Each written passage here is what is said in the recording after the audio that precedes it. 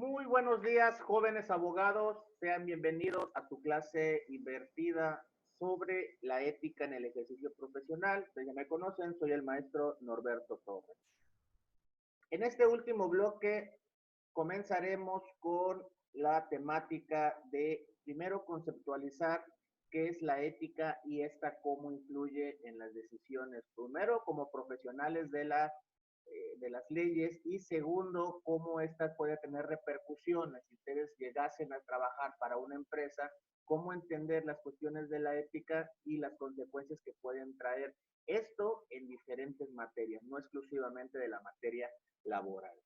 Esta es la temática que vamos a estar desarrollando en esta clase, definiendo primeramente las cuestiones de la ética y obviamente mezclándola con las cuestiones de la moral. Conceptos que pudieran resultar similares, sin embargo, no lo son. Debemos de entender justamente esto, que la conceptualización de la palabra ética viene justamente de carácter. Aquí dice que está vinculada con la moral, lo bueno, lo malo, lo permitido. Entonces, primero debemos de conceptualizar qué es la moral. Tratándose de esto, debemos de entender que moral son todas aquellas normas establecidas. Aquí viene la parte importante, en un tiempo y en un lugar determinado. Es decir, puede que estemos en el año 2020, pero no sean las mismas normas morales que se tengan en Monterrey, a las que se tengan en Puebla, a las que se tengan en Chiapas o las que se tengan en esta zona conurbada de Costa Rica.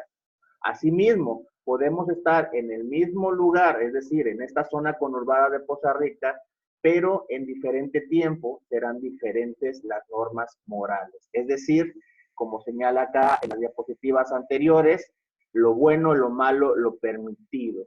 Entonces, partiendo de esto, debemos entender que moral van a ser todas esas normas que aceptamos como correctas dentro de un lugar y en un tiempo determinado. Partiendo de eso, debemos de entender que dentro de la moral también existen las cuestiones de los valores, lo que le asignamos un valor intrínseco, un valor subjetivo. Entendiendo primero por las cuestiones de los valores, por las acciones, pues todos estos que ya tenemos visualizados justamente en esta diapositiva, la amistad, la tolerancia, la libertad, la honradez, y que a su vez estos serán los valores que le asignen. Puede ser incluso valores económicos y pues como en todo existen valores y también existen los antivalores. Es decir, para la justicia sería la injusticia.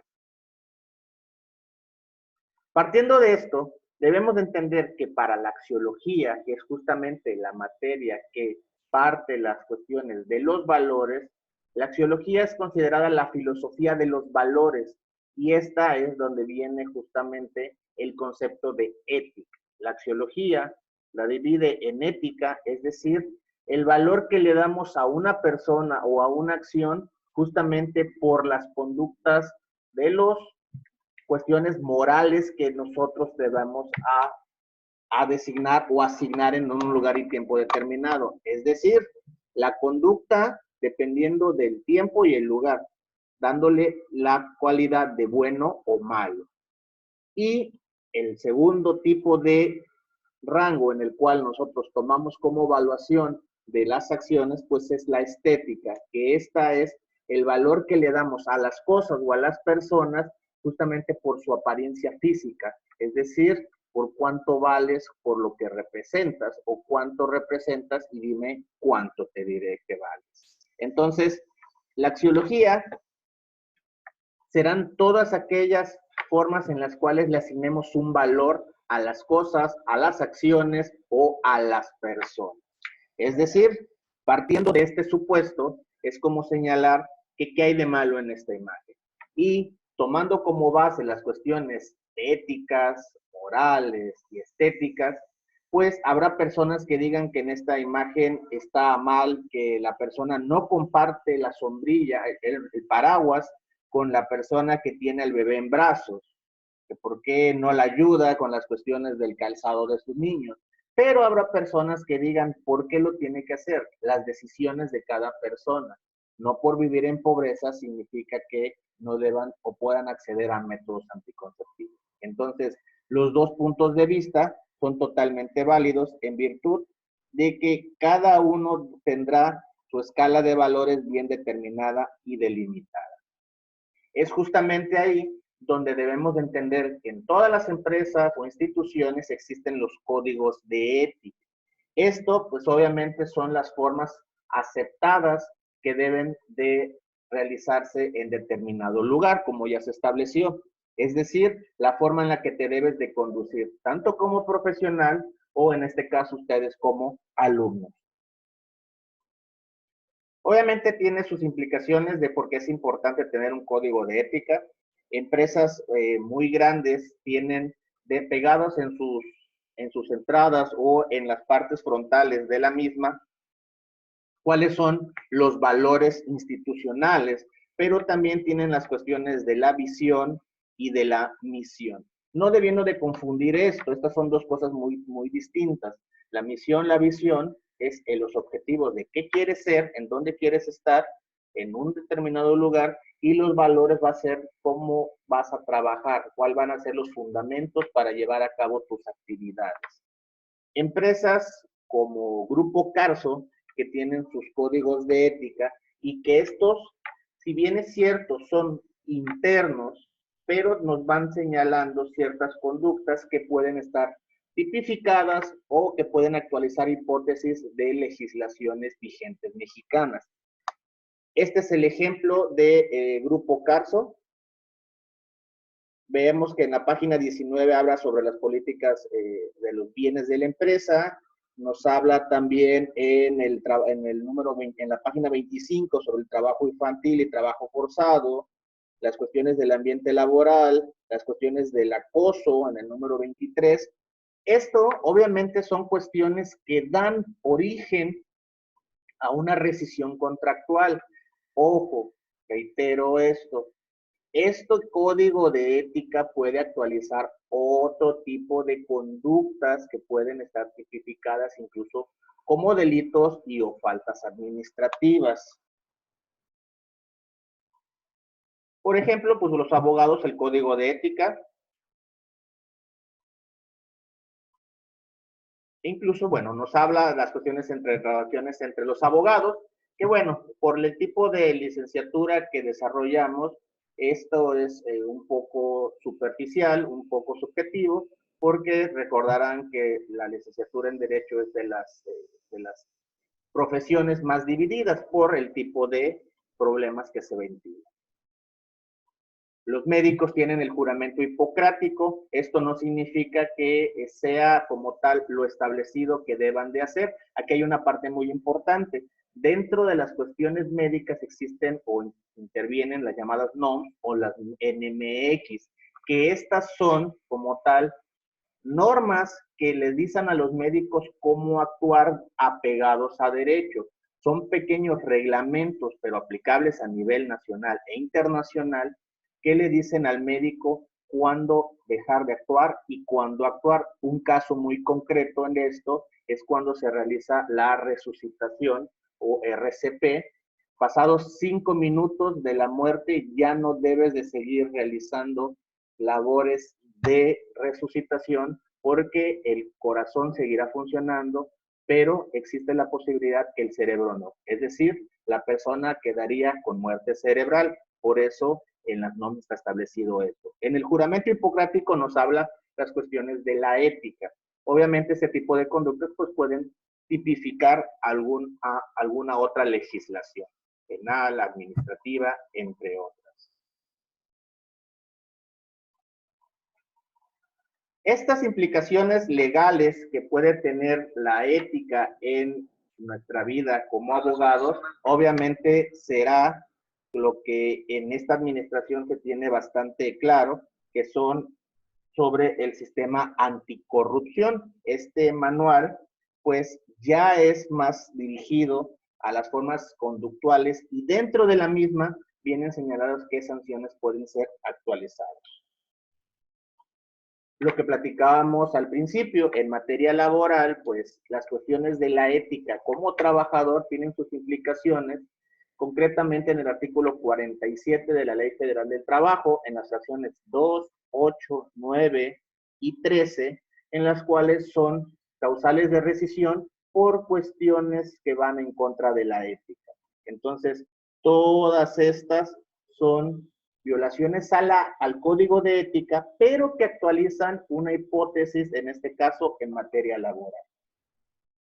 Tratándose de materia penal, pues bueno, tenemos las cuestiones de la omisión de cuidado, de auxilio, la negligencia médica, esterilidad forzada, el aborto y obviamente los delitos cometidos por profesionales. Aquí en materia administrativa y vinculándolo con el derecho penal, podríamos señalar también al peculado como un delito que tiene que ver con las cuestiones de la ética y que actualizan las hipótesis del derecho penal.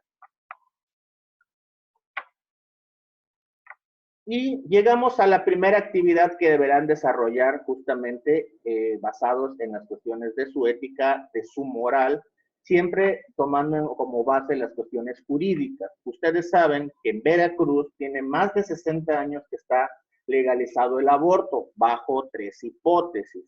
Entonces, en la fracción número 4 del artículo 154 de nuestro Código Penal de Veracruz, señala que a juicio de 2 médicos y siempre y cuando exista razón suficiente de que el producto padece una alteración que dé por resultado el nacimiento de un ser con trastornos físicos o mentales graves y que obviamente con el consentimiento de la mujer se podrá realizar el aborto sin ser punible. Esto es una parte muy importante, esto está contemplado en nuestro Código Penal. Ahora, la primera actividad es la siguiente. Tomando en cuenta todas las implicaciones, esto es de manera individual, todas las implicaciones que ustedes consideren médicas, sociales, pedagógicas, jurídicas, antropológicas, morales, religiosas. Si ustedes ahora con estos nuevos exámenes que se hacen y que se pueden detectar de manera prenatal, todos los síndromes o enfermedades que pueda tener el producto posterior a su nacimiento, se puede detectar si el niño o el producto vendrá con un síndrome. Recordaremos que los síndromes son alteraciones genéticas, no son enfermedades, no se pueden curar, pueden llevar un mejor estilo de vida, un mejor nivel de vida, pero no se van a curar. Síndromes, por ejemplo, los más conocidos son como el síndrome de Down, el síndrome de Cri-du-Chat, que es o el de maullido del gato, o el síndrome de Patau. Estos dos últimos son síndromes que al niño le darán una esperanza de vida no mayor a los 20 años, e incluso hasta los 30 como casos excepcionales. El síndrome de Down, pues ampliamente conocido, celebrado, bueno, conmemorado el día 21 de marzo por ser una trisomía en el cromosoma número 21.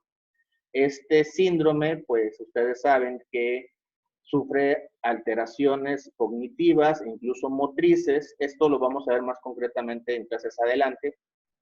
Pero lo que me interesa para partir el día de hoy es entender cuál es la postura que ustedes tienen en cuestiones éticas o morales. ¿Ustedes considerarían pertinente y legal que se legislara para poder contemplar la fracción número 4 en estos casos? Es decir, ustedes aprobarían el aborto en cuestiones de síndromes como Down, Cri-du-Chat o Patau. Si ustedes me dicen sí o ustedes me dicen no, me tienen que justificar su respuesta.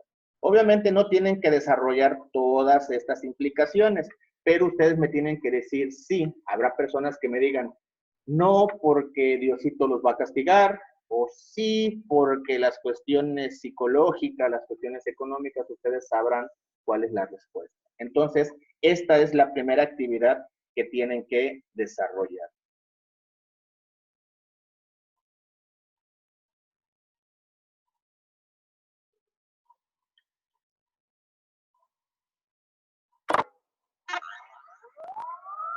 Continuando con las cuestiones de la axiología y después de que vayamos a ver cuáles sus posturas o cuáles son las análisis morales que hace cada uno.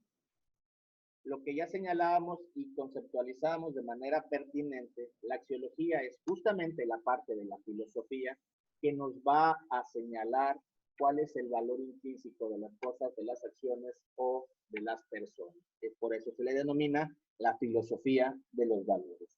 Y nosotros como ser humanos, pues nos encontramos inmersos en todas estas conceptualizaciones éticas, morales o estéticas. Una parte muy importante, como ser humano, pues podemos tener situaciones similares, conceptos similares, pero nunca iguales. Y la parte importante de todo esto es que ustedes como abogados tienen que aprender a convivir con este tipo de conceptos y sobre todo apegarnos a las cuestiones de la legalidad. Recuerden, la mayoría de razón no es una forma correcta de legislar o sobre todo sancionar las conductas, contemplado justamente en nuestra Constitución.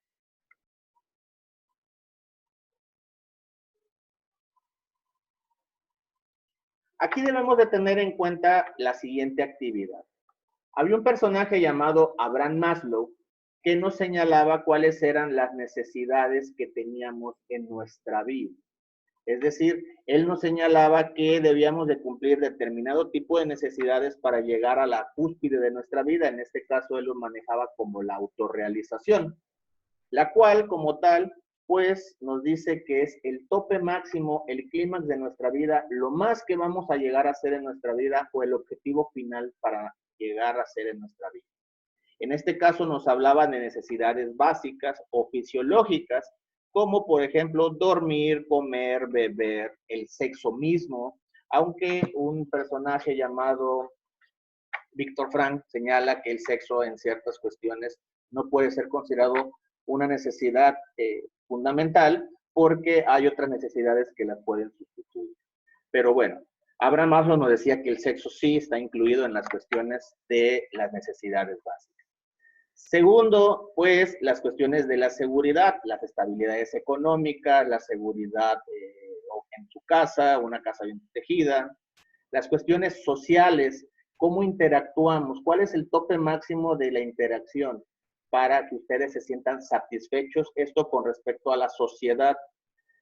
Cuarta es justamente la estima. ¿Cuándo me voy a sentir bien conmigo mismo? ¿Cuándo voy a estar contento conmigo mismo? Aquí yo pudiera considerar que Abraham Maslow pudo haberlo realizado de manera inversa. Primero poner las cuestiones de la estima y después las cuestiones sociales. Hay una frase que dice, si tú no te quieres primero, ¿cómo pretendes que la gente te quiera? Pero bueno, vamos a dejarlo como lo hizo el buen Abraham Maslow, para llegar justamente a la autorrealización. Y esta es justamente su segunda actividad. Es importante tomar en cuenta cuáles son las necesidades y cuáles son las perspectivas, porque como ya lo dije, me interesa saber cuáles son sus implicaciones éticas y morales de cada uno.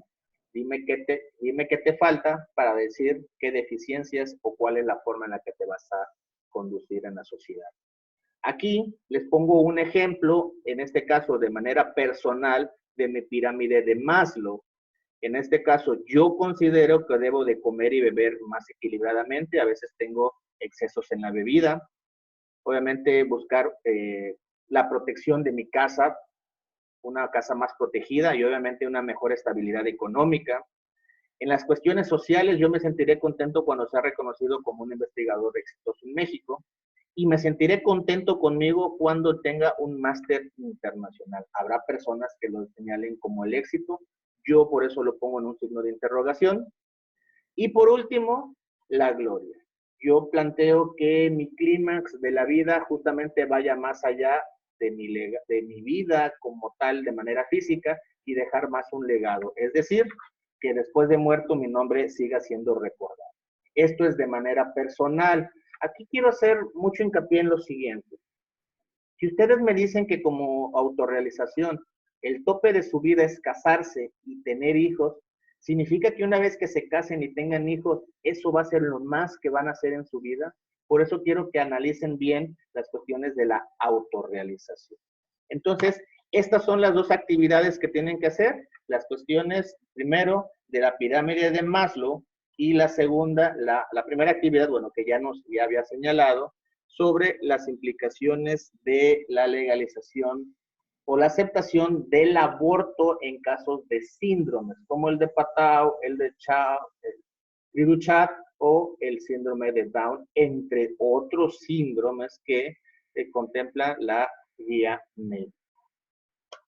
Esto es con lo que respecta a la primera sesión. Espero que todos y cada uno de los conceptos hayan quedado por lo menos entendibles. Vamos a seguir ahondando en esto. Posteriormente yo les mandaré los links para podernos conectar de manera en vivo para realizar una videoconferencia a través de videoconferencia TEL. Para ello, lo único que tienen que hacer es descargar en su teléfono la aplicación de videoconferencia Telmex y yo les estaré compartiendo vía WhatsApp o vía Messenger o vía correo el link de la videoconferencia. No consume muchos datos, no requiere mayores implicaciones que si ustedes estuvieran tomando una foto, que realmente no importa que tu teléfono no tenga mucha capacidad, es muy sencillo y bastante light esta aplicación. Pues quedo a sus órdenes, les envío el link de la página, dudas o comentarios ya saben que me los pueden hacer a través de Messenger o a través de WhatsApp. Quedo a sus órdenes, yo estaré en contacto con su jefa de grupo. Me pueden mandar las actividades vía WhatsApp, eso es de manera individual, cada quien me tiene que mandar su actividad. Mándenmelas por WhatsApp o por Messenger. O por correo electrónico me lo pueden hacer llegar. Obviamente me tienen que notificar para saber que ahí está. Me lo pueden hacer llegar a la dirección que a continuación estoy escribiendo para que me lleguen sus actividades. Esto es de manera individual. Cada quien me tiene que enviar su actividad. Entonces, este es el correo al que me pueden mandar también sus actividades. Lic Torres-Sanario. Pues jóvenes, me da gusto saludarlos, aunque sea a través de este medio. Quedo a sus órdenes, les envío un cordial saludo y espero que ustedes y sus familias se encuentren bien en esta pandemia. Saludos cordiales, cuídense mucho, muy buenas tardes.